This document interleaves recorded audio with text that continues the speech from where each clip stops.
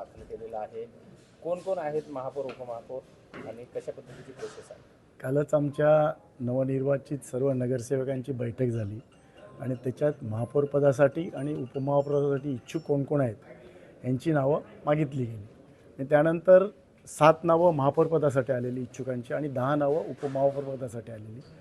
त्यानंतर आमची core committee लोकनेते हितेंद्र ठाकूर यांच्या अध्यक्षतेखाली बसली आणि त्याच्यातून आम्ही 2-2 नावं सिलेक्ट केलेली आहेत. महापौरपदासाठी अजीव पाटील आणि प्रफुल्ल साने आणि उपमहापौरपदासाठी मार्शल लोपेस आणि कन्हैया भोये अशी 2-2 नावं सिलेक्ट केली आणि त्याप्रमाणे आज आम्ही महापौरपदासाठी आणि उपमहापौरपदासाठी नामनिर्देशन पत्र दाखल केलेलं आहे. पुढची रणनीती काय असेल? पुढची रणनीती 3 तारखेला समजेल.